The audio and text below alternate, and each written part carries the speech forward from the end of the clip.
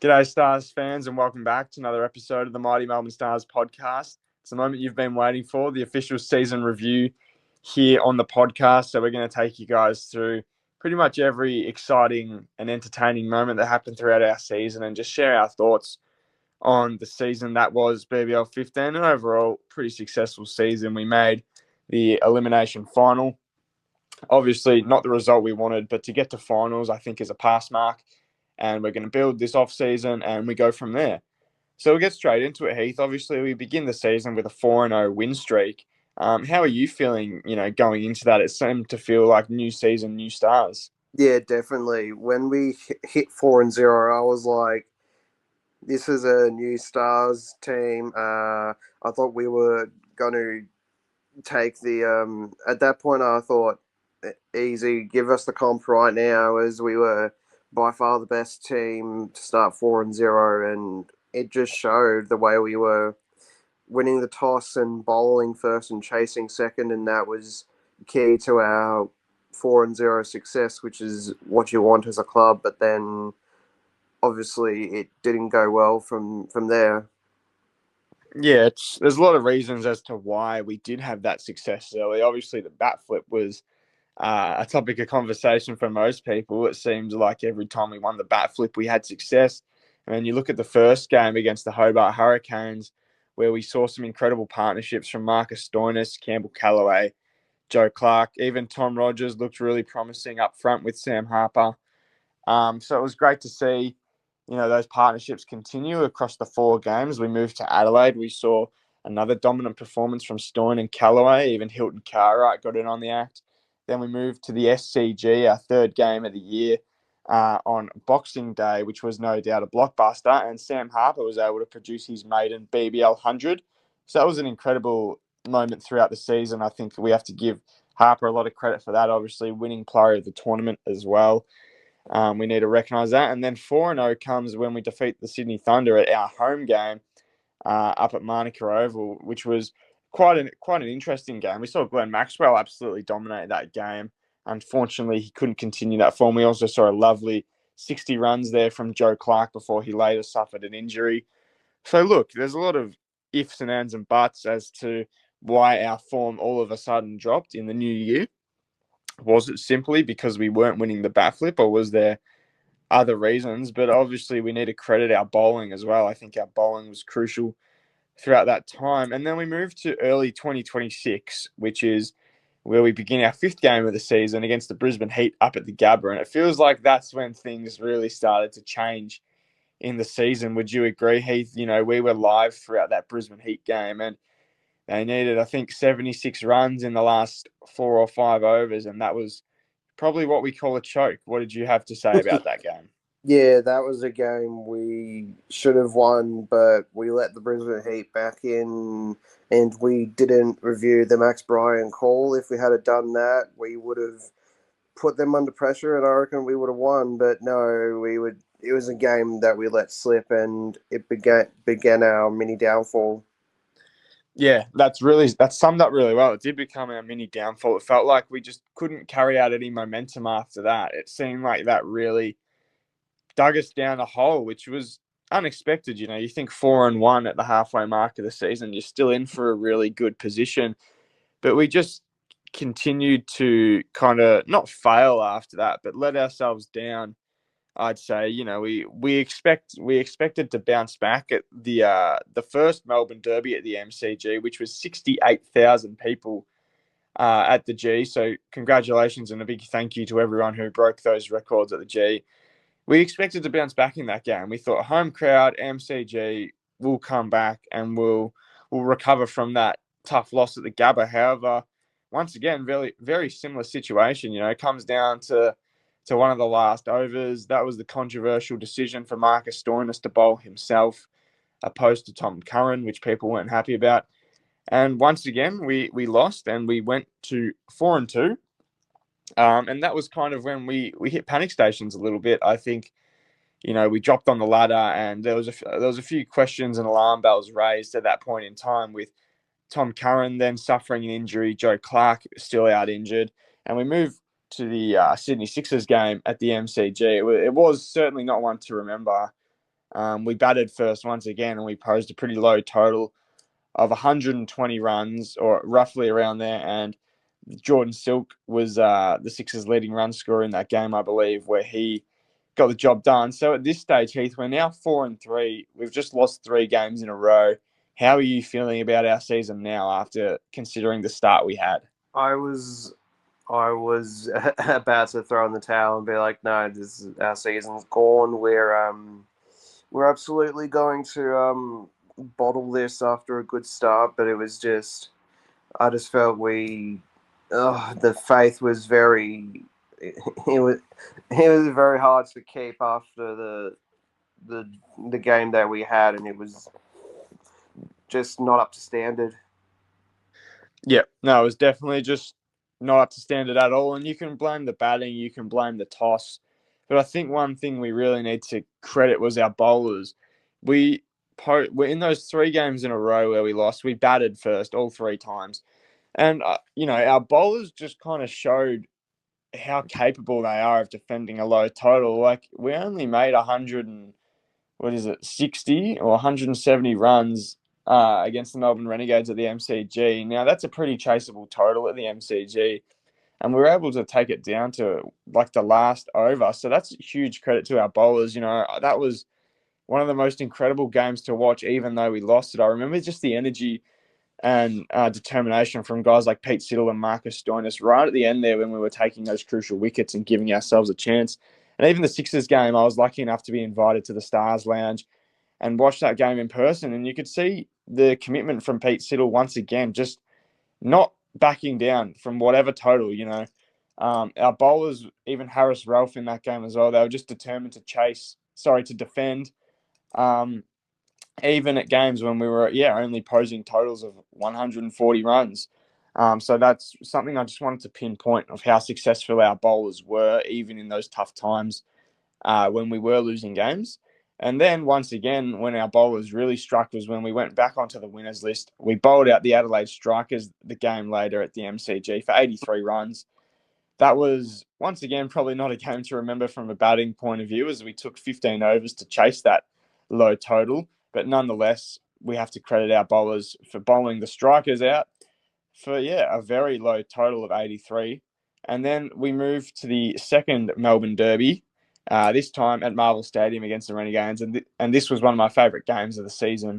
Glenn Maxwell made a lovely partnership towards the end with Sam Harper, and even Tom Rogers looked very comfortable at the crease, Heath. What did you have to think about the Renegades game at Marvel?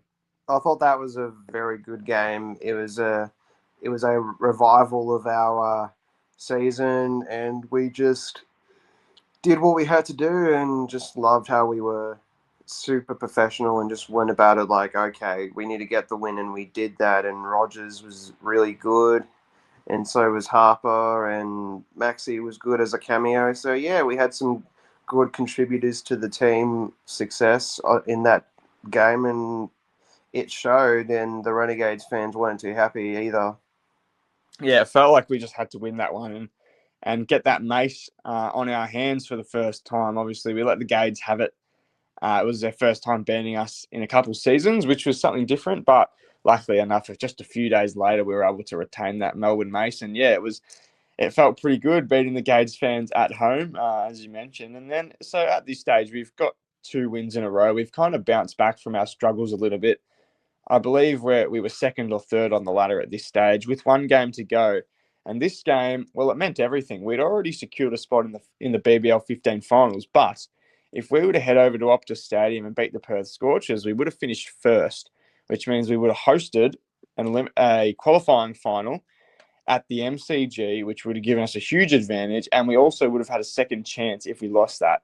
So we go over to Perth.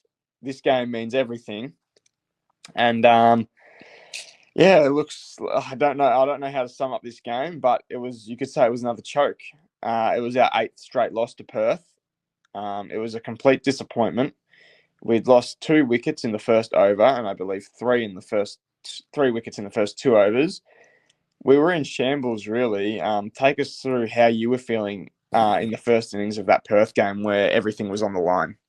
Well, I was watching it, and then I was out with friends. So from what I saw, we were just horrible. We looked uninterested. We had no passion. We had no heart. We just threw this game away, and we so did not live up to the expectations of needing to win this to finish top, and we bottled the opportunity to do that as we always do, and we found ourselves in elimination final against the Hurricanes, which was our own fault.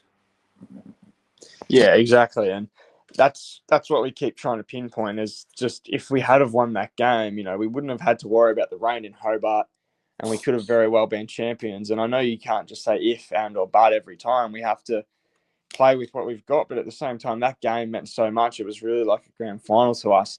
And it felt like we just weren't ready to play. I mean, Marcus Stoinis made an incredible 55 runs and kind of anchored the innings, but he just wasn't really there wasn't really any cameos to back him up. Hilton Cartwright, Glenn Maxwell, Campbell Callaway, Joe Clark, Tom Rogers, Sam Harper, all of those guys I just named, fell for quite low totals, and it was quite literally Stoinis on his own with a little bit of help from guys like Mitch Swepson at the end, which just sounds pretty ridiculous. But it was literally the bowlers kind of giving us any hope. And I believe we managed to post around 140-ish. I don't have the numbers in front of me right now, but it was a low total, well below average, especially against a quality Perth side. And look, once again, our bowlers gave us hope. We took some key wickets early, which was huge, but it was the drop catches of Finn Allen that really cost us. I believe we dropped him for around 20 runs, and then he went on to make 60 or 70 odd runs and just win the game for the Scorchers. And you just think back to, you know, I believe it was Blake McDonald, if he had taken that catch, where we would have been now. But once again, you can't blame anything on one person for one moment. We simply weren't good enough with the bat and made the wrong decisions. And yeah, it proved costly as we moved to finals, which we won't touch on too much because we obviously just filmed a very long finals review. Um, but that's our second straight knockout final loss in a row. Heath, how does that make you feel? That felt really good. Nah, being sarcastic, it was actually pretty terrible. We didn't. We always choke in finals. Like, have a good year and then we choke in finals. It's rinse and repeat. Ever since that Renegades final, it's always been a curse that we always get to the finals and then we just choke. And we did it here, but we cannot blame that. It was actually the rain's fault this time, not us choking. Yeah, yeah, it was the game was terrible, like, but so we didn't get a power surge, which was Yeah. terrible what Hurricanes did, and we just didn't have enough to. Obviously, we came close, but obviously that's what we always do: give us fans hope, and we feel like, oh yeah, we've turned a corner, but then they realize, oh, we're just going to remind you how bad we actually are. Yeah, it was a tough one, very tough pill to swallow. I mean, we can argue that we didn't have a power surge and that the DLS was incorrect and that the rain robbed us. And yes, obviously, without the rain, I believe we would have won comfortably. But at the same time, the first two overs, we only made five odd runs, I believe. Like it was well under par, and that cost us a lot. And I think the decision to put in Tom Rogers and Sam Harper opening was incorrect. From Peter Moores, I think he's done a good job overall this season. But in terms of that partnership in a 10 over game, I don't think Tom Rogers and Sam Harper were the right people necessarily. And especially when it got to 7 overs and we still had Harper and Clark in. Now Clark was going very well, but when Harper was still in, you look at maybe retiring him for guys like Stoinis, Maxwell, or Cartwright, or even Curran, big hitters when we only have 7 or even 6 overs left to play. It's something we needed to look at, but we're not going to get into that as we've done a full deep dive of that finals scenario anyway on one of our later podcasts. So go and check that out, guys, if you haven't already. We're going to move on to some more positive stuff now. So that's a recap of every game and what happened throughout the season. and the situations we were in. Now, a lot of other stuff happened in the BBL 15 season for the Melbourne Stars. We saw a couple of debuts. Mitch Swepson is someone who ex general manager Blair Crouch was able to pick up in one of the final minutes of the trade period last season. Now, we were very excited to see the signing of Mitch Swepson, and we waited all year, and we finally got to see him. How do you feel Swepson performed this season, Heath? Was it to standard? I thought he went really well for his first season as a star. He like proved everyone wrong, as if to say what. Like we picked up a really good quality leg spin bowler, and it showed. He took crucial wickets for us, and he just had a slow start. But he, as the more games he played, he just really wanted to take wickets for the team, and that's what he did. He was just a really passionate bloke, which was great to see. Yeah, and I think a lot of people had high expectations for him, considering how well he's done at the Brisbane Heat, and obviously he's represented Australia before, so quite a big name in the Big Bash coming our way, which was fantastic. And yeah, I'd agree, probably a slow start. He would have liked to take a wicket a little bit earlier, particularly at the MCG. But I think a lot of people kind of underestimated what he was actually doing throughout the year. People tend to look at the wickets and the wickets only. You think, oh, Harris Ralph took 4. Where's Swepson's wickets? We were so focused on our pace bowlers, which credit to them, they were phenomenal all season and made Swepson's role a lot easier. But the thing with Swepson is he's economic, and I say that every year, and a lot of people don't understand what that means. He limits runs. He was, I think, tied for the most overs bowled without a boundary being hit off them. I think he bowled like 17 overs throughout the year without a boundary being hit. Now, in a T20 game, a lot of boundaries are hit. There's a lot of runs scored in the Big Bash. And to have a guy who comes in and just limits boundaries and forces dots, ones, twos, and his over only goes for 6 runs instead of 10 runs. That's a huge win. And when that adds up, that's a lot of runs that he's limiting, and it's allowing more freedom for our batters. So I think we have to really credit Swepson on his skill there, and that's what we brought him in to do, really, just to be economic. And he still took very crucial wickets, just probably not as many as he would have liked. So overall, I'm really happy with Swepson's season. He's about 32 or 33 years of age, so he's still got a couple of years of good cricket left in him, and we've got him contracted for another 2 years. So really excited to see what he does there for us. And we had another debut. This one a little bit more unexpected.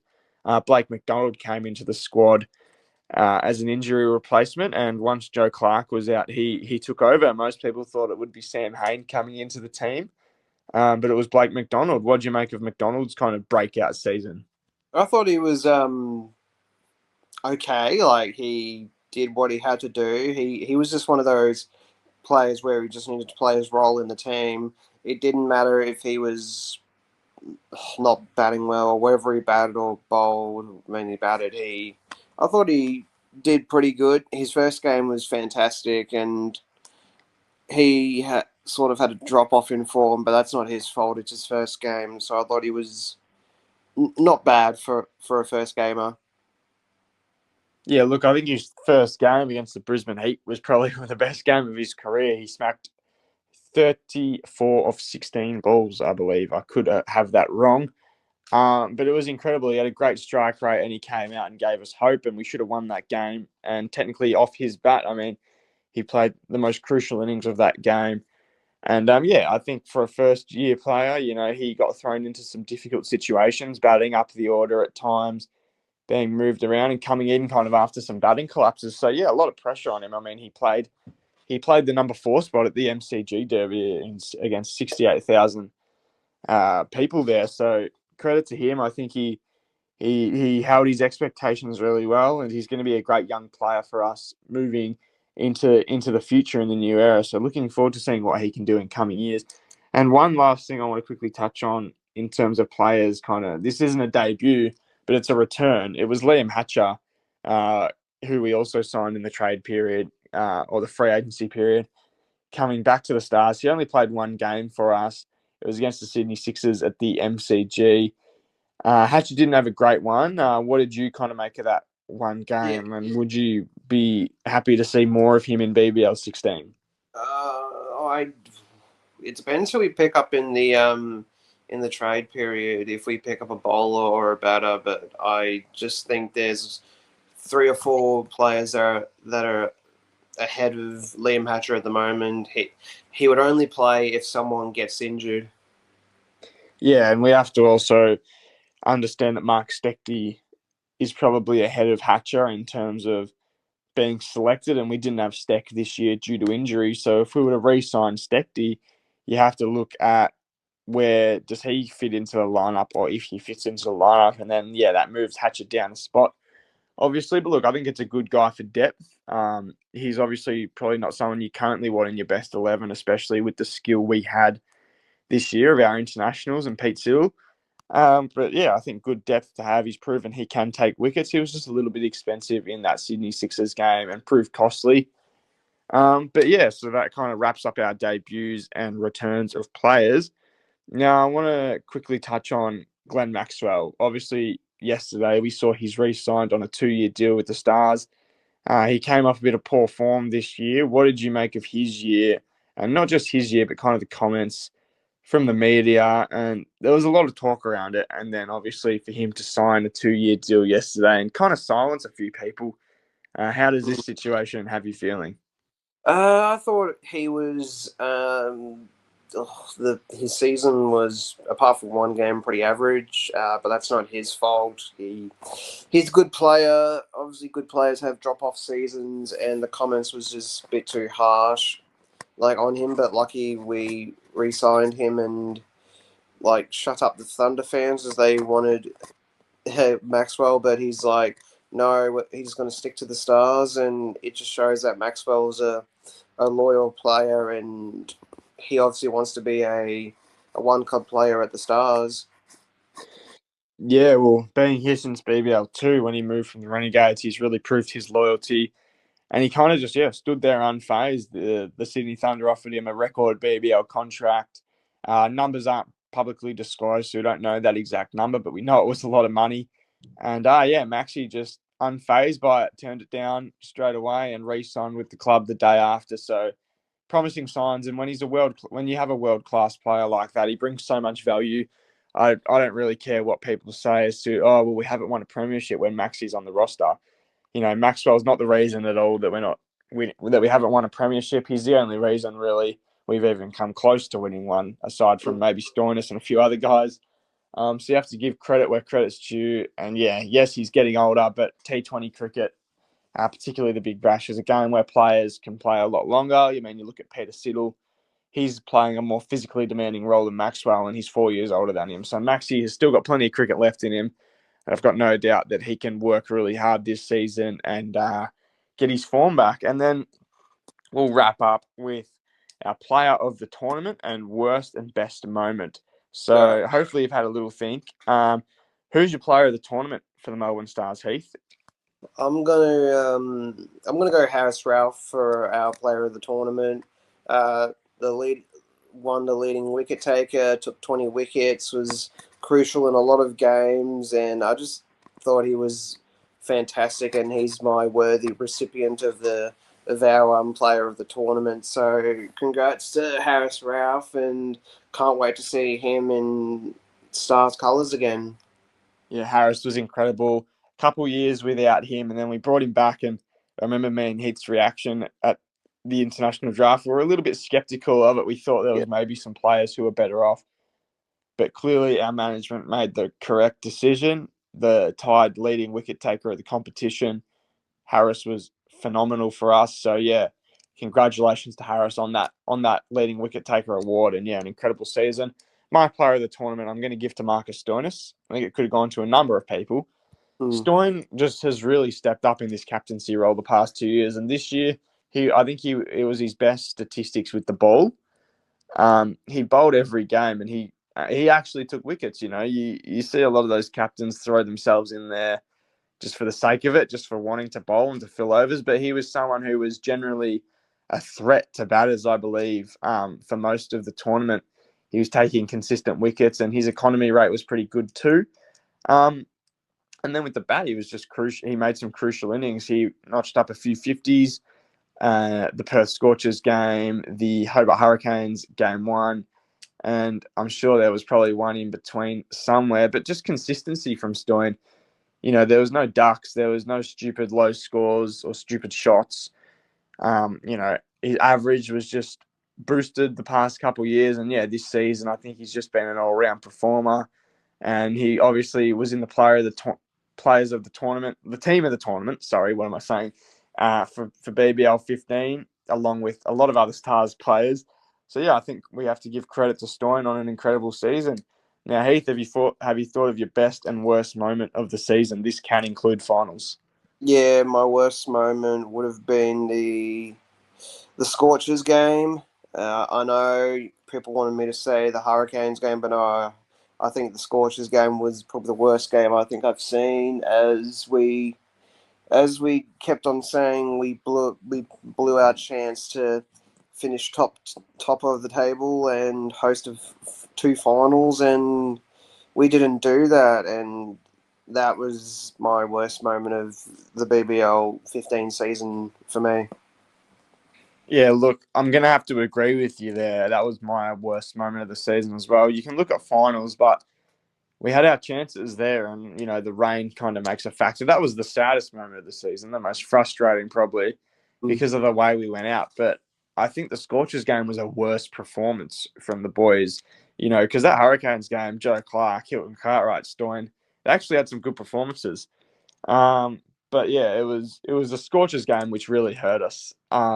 Just as you mentioned, that top spot for grabs, and we couldn't convert it all, and just the feeling of losing 8 straight games to Perth really, really hurts.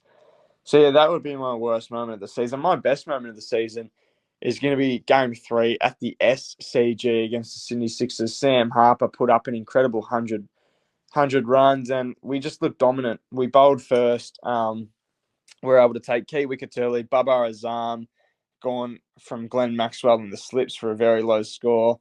Josh Philippi, Moses Henriques, guys like that who are such big threats early on in the season. They were gone for low totals. We just looked completely on top of the Sydney Sixers, and the batting was just phenomenal. Yeah, obviously a huge credit to Sam Harper on that incredible 100. It just felt like a game that you'd want to watch the replay of. It was an exciting match. Boxing Day cricket, middle of summer. It doesn't get much better than that for the Big Bash. It was a great crowd.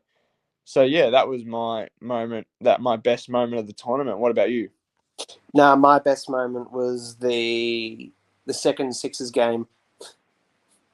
The second one.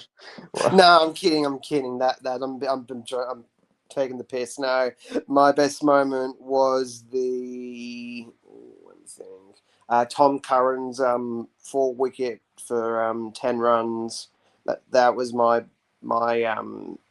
best moment of the season. Yeah. No, that was a great game against the Adelaide Strikers where we bowled them out for 83. That was one of the best bowling performances you'll see in the Big Bash, and we had so many great bowling performances. You look at game 2, Adelaide Oval, we dominated there. Sydney Thunder, we bowled them all out at Manuka Oval. Hobart Hurricanes, game 1. Like, we played so well in so many patches, and even the batting was phenomenal in early parts of the season. It just wasn't consistent when we needed it to be. And that kind of sums up the season, really. It was just the right moments happened, but not at the right times. It felt, and just not enough of Mm. those right moments. Because when we were on, we were on. Like, we were the best team in the competition without bias. When we were 4-0, we were bowling teams out and chasing them easily. I was like, we are seriously a contender here. And everyone who knows cricket should agree with that, no matter who you support. And then things just changed after that Heat game. We just weren't the same side. We had patches where we did get back into good form, but we just weren't consistent enough. We had a few injuries with internationals and issues with batting, but I guess that sums up everything. I mean, we've been going for half an hour, and we've Mm. reviewed pretty much everything that happened in BBL 15. I can't think of much more that we didn't cover. Do you have anything you'd like to add? If if we are to go all the way in BBL 16, we need to fix up our batting issues and just learn how to set a total and defend a total, because that was our biggest weakness. We fixed that up, and we can go all the way. Yeah, 100%. You look at those games where we batted first, we were all pretty worried after a couple losses in a row after losing the bat flip and being sent in to bat. So if we can get on top of that and just have some more consistency with the bat, I have no doubt that we can go all the way. I guess it depends on which internationals we take. Will our bowling attack be as strong again this year or next season? I think it can be. Pete Siddle obviously still in great form. Mark Steckty potentially going to be re-signed after this period. And then, yeah, it comes down to the international draft as to who we take. And also if we add any batting depth with the signings in this next period over the next week. We know there's a lot of big names out there in free agency. Josh Inglis, probably the biggest name, looking for a new destination, perhaps. So I don't expect us to land him in particular, but if we can add some batting depth, particularly in the top order, then, we're looking pretty strong. Yeah. So I guess that sums up. Oh, yeah, did you want to add something? Oh, no, I was just saying that just agree with Josh Inglis, and it'd be nice to get him, though. Be really good. Yeah. Oh, if we could pull off Inglis, then that'd be phenomenal. It'd be a tough task considering how many teams would be going after him. But there's a lot of other good players who play their role within their clubs that are now listed as free agents. So look, we'll trust our management with all of that. We stay tuned over this next week for any signings. But that's going to wrap up another podcast of the Mighty Melbourne Stars YouTube channel. So thank you all for listening to our season review, where we covered each game in detail, along with debuts, key moments of the season, player of the tournaments, all that jazz. We covered everything that happened in BBL 15. It was an incredible season, previewing and reviewing every game. We're very grateful for all your support, guys. But we don't go anywhere throughout the off season. We're still active, making sure that we're covering all of the latest breaking news, keeping you guys up to date, sharing our thoughts, hearing from guests and fans. So send us any messages if you have any questions. We'll be doing a trade period review probably sometime next week when the trade period finishes, to review what happened. Did we lose any players? Did we sign any players? What things are looking like around the league? So stay tuned for that podcast. That'll be our next episode. Thank you all for listening, and go Stars. Yeah, go Stars. What you doing?